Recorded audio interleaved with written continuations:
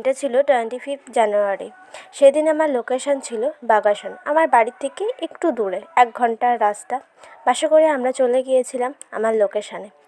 আমার বুকিং ছিল 5টা পার্টি মেকআপ। তো আমরা অনেকক্ষণই বসেছিলাম। অনেকক্ষণ বসে থাকার পরে একজন এসেছিল, এক এক করে আমি সবাইকে সাজিয়ে দিয়েছিলাম।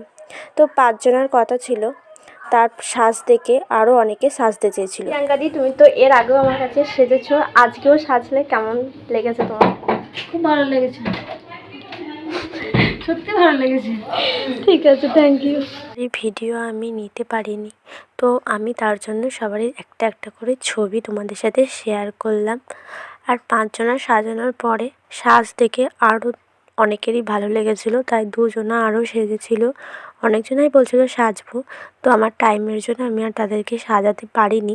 তো তোমাদের স্পেশাল দিনে আমার কাজ যদি ভালো লাগে অবশ্যই আমাকে কন্ট্যাক্ট করতে পারো।